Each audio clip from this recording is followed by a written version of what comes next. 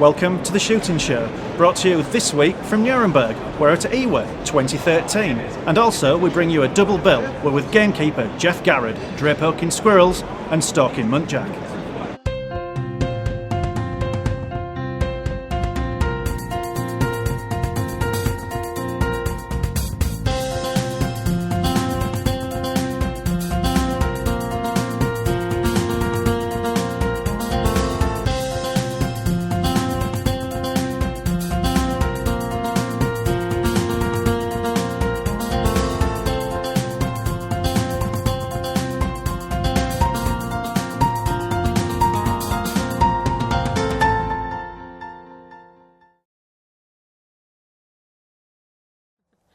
Yeah, so here we are on our annual squirrel slaying operation at Audley End Estate in Essex. We've got the lady clay shots, first time out squirrel killers, and we've got John. Everybody needs a John because the gamekeeper, unfortunately, has found an excuse to go back to the office to get out a poke in the drays with the old poles. So we've got John to do that, and then we've got the boys, top shots, Josh, Justin, gamekeeper Mr. Megson, and James. So look out squirrels. Drey-poking is as it sounds. We basically work the poles, find a suitable looking dray that's nice and tight, looks like there's something at home rather than a messy, scruffy looking one. Basically, good old John whacks up the poles, out come the squirrels, and everybody hopefully picks out their own squirrel, and we do the devastation that's expected of us. The grey squirrel's a significant problem in most areas, really. They're an introduced species from North America. I believe, again, the Duke of Bedford's to blame for introducing them. The problem on here is they damage the trees. If they go around a sycamore, if they eat all the way around and ringbark it, the sycamore's dead. They eat a lot of grain. It's a big pheasant shoot here, and they're all the time at the hoppers. So we try and take them out pretty much throughout the year. But February is a good time when it's cold and they're all in the drays and we can get round them. This area's got quite a lot of black squirrels, so, you know, hopefully, not being racist or anything, but hopefully we'll be able to take out a black squirrel. They are a major problem. To secure the haul that the Audley End Estate keeper expects, we need to make sure that we're equipped with the best tools for the job. Ely VIP game cartridges at the diet will feed the shotguns today. Effective poking accompanied by some slick shooting should do the job.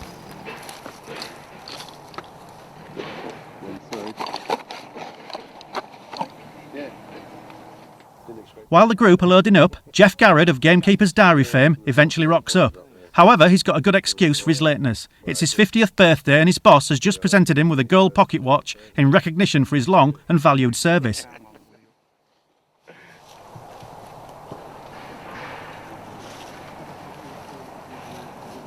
As they head out, Geoff is keen to point out to the new squirrel shooters which drays are actually worth a good old poke.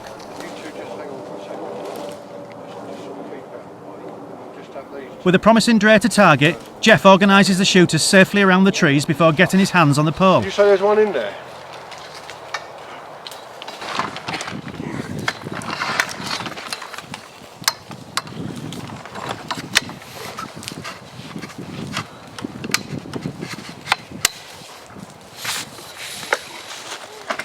I saw one go in here the other night, so I know there's one in there.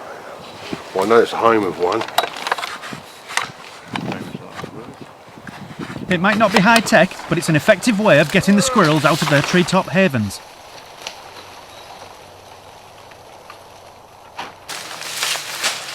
The problem is you need to make sure there are squirrels in them at the time if you want to shoot anything. However, for Geoff it's just one less place for the tree damaging pests to hide. See ya! Right.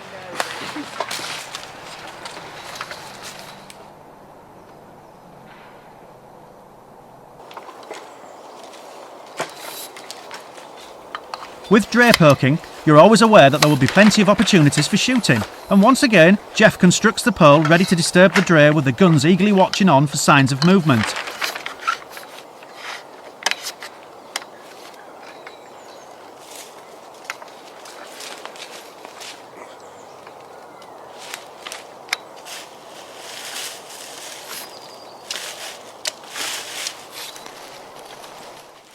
There's one. There you go.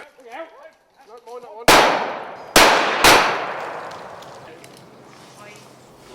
As 3 squirrels emerge, the guns pick their quarry and deliver the broadsides. Josh is quickest and claims the first squirrel of the day.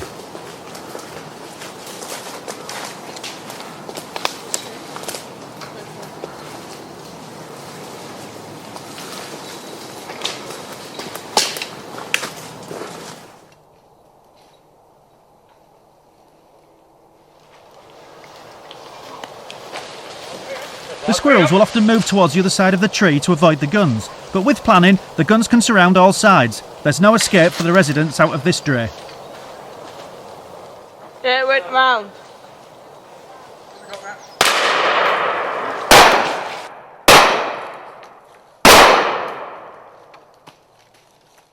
Fly tying. Yeah, I think he's still going, but it's just some people eat them. They're a delicacy in certain parts of this country. People think they're wonderful. Yeah, I've heard they don't taste bad. Yeah, but won't be seeing them on my plate anywhere. But just generally, I mean, they're tree rats basically. What do they taste like? Nuts. Well, I think we've got 4 or 5, which considering, I thought we'd have seen a few more, to be honest with you, but you know, we've now might be getting down to where they are, where they're coming up to the fir trees. They like the firs for a bit more warmth. There's a few more hoppers around here that still got some wheat in, so whether they're all drawn down to the here, because obviously that's where the food is, but we'll see.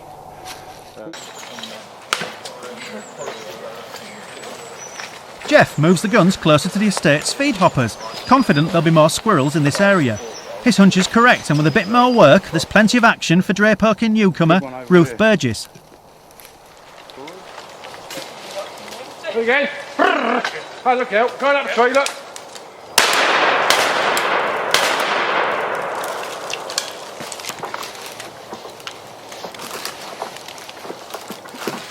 Here you go. Go on. On your head. It seems like it's raining squirrels and Ruth collects her first kill.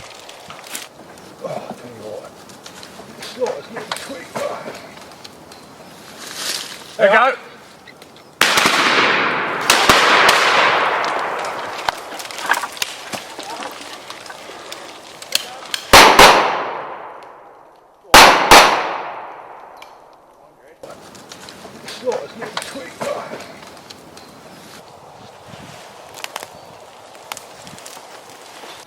Geoff cedes control of the pole to Tony Megson, but while the shooting may be difficult, getting a pole to work the drays at the top of the trees is equally as challenging, as Mego soon discovers.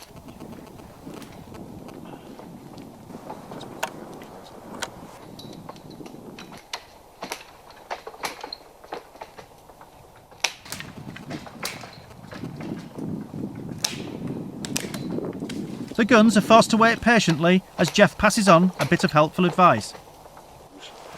Try and work your way up the tree with the pole to a clear, because if you get up the top there and you've gone the wrong side of a branch, it's a hell of a job to get it back. So you've got to try and weave your way.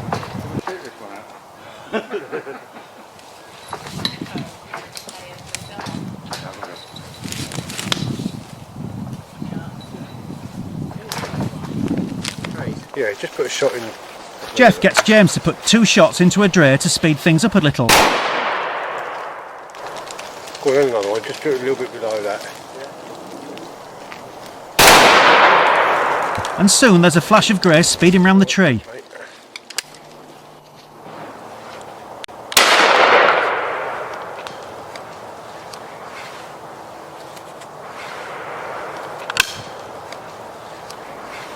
As Becky Seeley claims the last squirrel of the day, I catch up with Geoff about the day's work.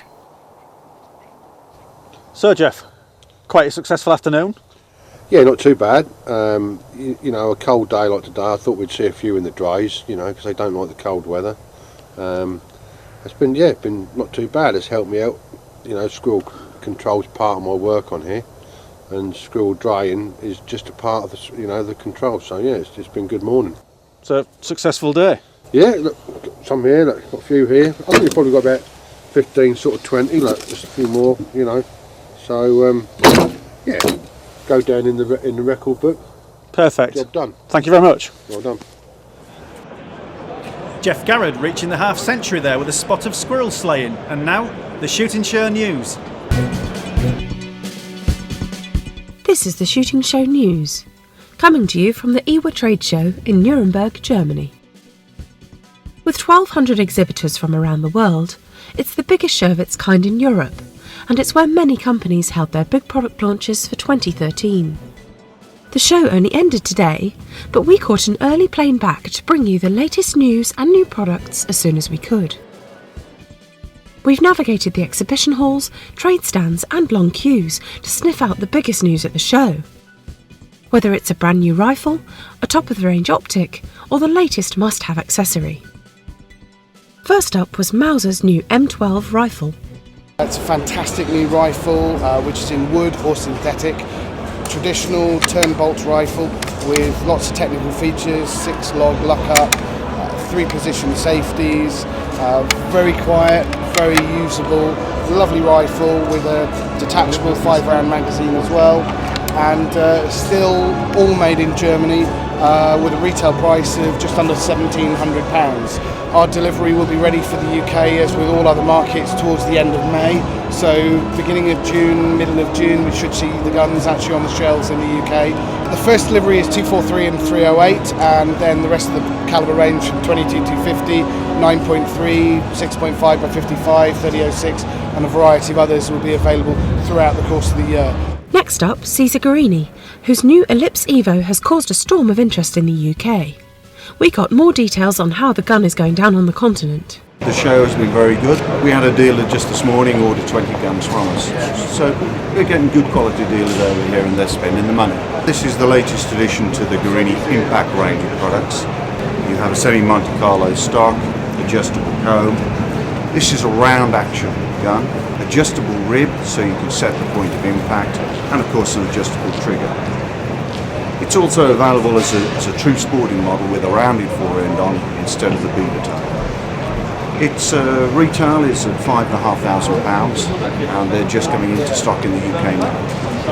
Similarly named companies Light Force and Night Force shared a stand where they showed off new gun-mounted lamps and high-end rifle scopes respectively. So this show we're exhibiting brand new products that have been developed for the market, expressly for the sporting market. So the lights have inbuilt Picatinny mounting, very fast release, so they can have a cam operated mount that the lights can be removed very, very quickly and moved between rifles. They're also RF control units, so with a click of the button I can turn the light on and off, which means I can put the controller at the forestock and I've got control on and off control of my lamp, as simply as that. What we have here, the first of 3 that we're going to be unveiling this year, is our 5 to 25 by 56 F1, known as the Beast. It's a front focal plane rifle scope with a 34mm main tube. Has available 120 minutes of angle total elevation. This button in the center of the parallax adjustment is our Digilume control. This activates the digital illumination. It's a field adjustable illumination control with an auto off. We have a 2-speed adjustment which allows the extreme speed turrets to make a lot of adjustment in one revolution. This is our second focal plane 5 to 25 by 56, known as the ATAC R. This is also a 34mm tube scope with a 56mm objective. Known to be rather compact for the magnification. It comes in at 14.25 inches for an overall length. It has also an available 120 minutes of angle internal travel. It's available with 2 reticle options, a minute of angle reticle and a mil line reticle. Both are available with matching adjustments. The third scope that we're unveiling this year at IWA is our competition, which is a 15 to 55 by 52 magnification scope. It is on a 30mm tube. It is roughly 16 inches long.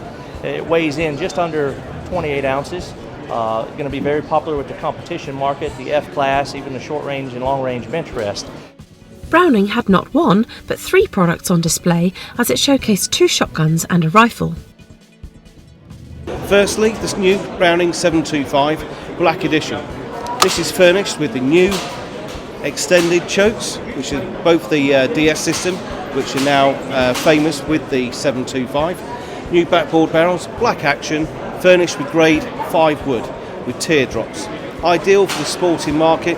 It's going to be released around the September time. It's going to be on the market for about £2,300. One of the other favourites of this year's show has been the new 725 grade 5 in a game gun with a new scroll engraving. It's a lot lighter with a Prince of Wales grip, Inflex recoil pad and a 6mm rib, and flush fitting DS chokes. We've got the new X-Bolt GRS, which is quite an exciting rifle for us. This here is a prototype. The ones that are coming into the UK in the summer will have a fluted barrel and will be threaded to accept a moderator. Still same features as the normal Browning X-Bolt with a fully detachable magazine. The new adjustable GRS stock and adjusting for winter clothing too. That's all we can fit in one news bulletin.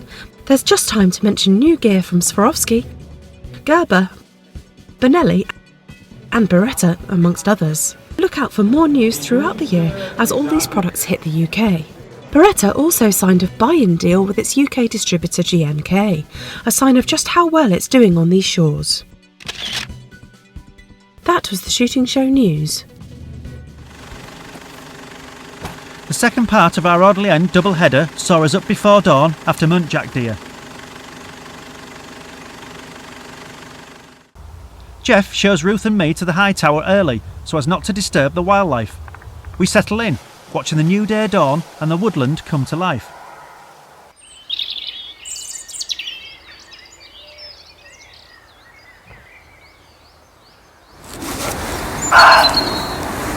It's a game of patience, and I take the opportunity to load up my rifle with gecko ammunition.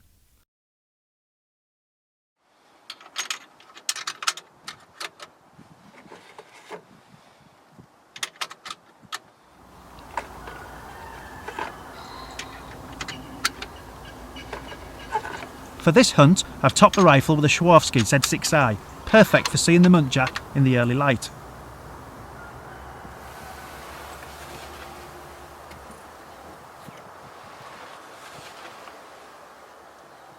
From the high tower, Ruth and I spy the area in front of us for any signs of movement. Ours will pass, but it gives us a unique opportunity to enjoy the various wildlife soap operas being played out.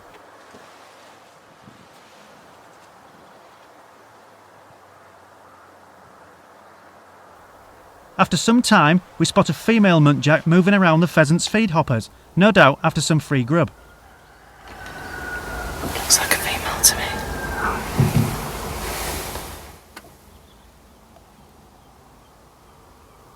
It skips away, showing us the distinct white backside of the muntjac in the process.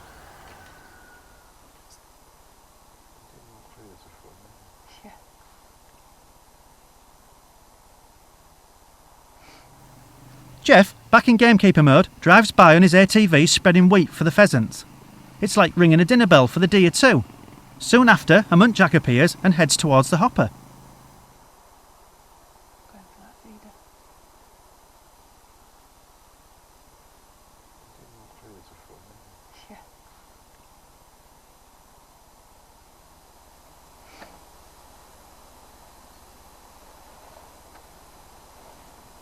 Slightly away from the laying pen, Ruth spots a buck grazing in the open field, his small antlers and body mass make him readily identifiable.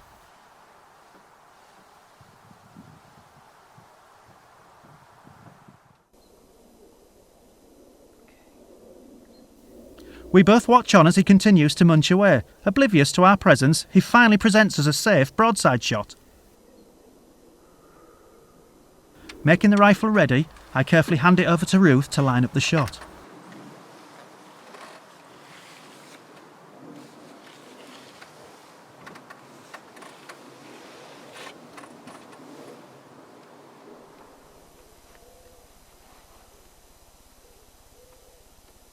The deer, however, is turned face on, and Ruth is forced to wait for the shot. But suddenly, another shot in the distance spooks the buck. But only for a second, and he's soon back to eating away. The next gunshot he hears will do more than spook him.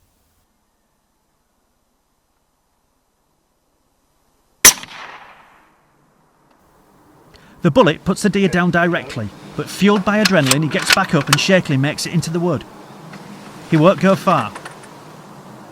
Technically dead on his hooves is sure to expire in a few moments. He's got back up, but it's okay, he'll go down. It was a perfect shot, just knocked him flat, he's got back up. Sorry, no worries.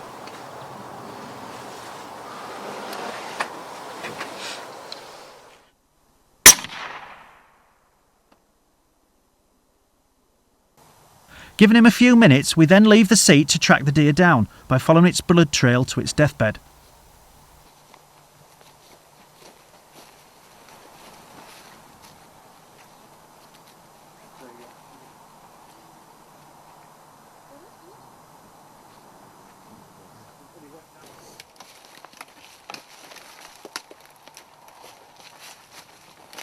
We don't have to go much further to find the dead deer. It's a second year buck and a first for Ruth.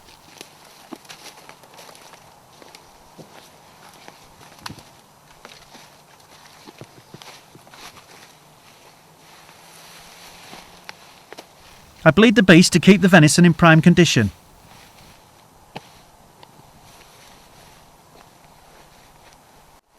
No, I'm glad it was a decent shot after all. I was a bit worried after it ran a bit, but no, I'm happy with that. Top result. It's been another successful hunt at Audley End, and Ruth is now an honorary Essex bird. Well, that's it for this week. Thanks for watching. We're out every Monday, 7:30 PM UK time. This is The Shooting Show.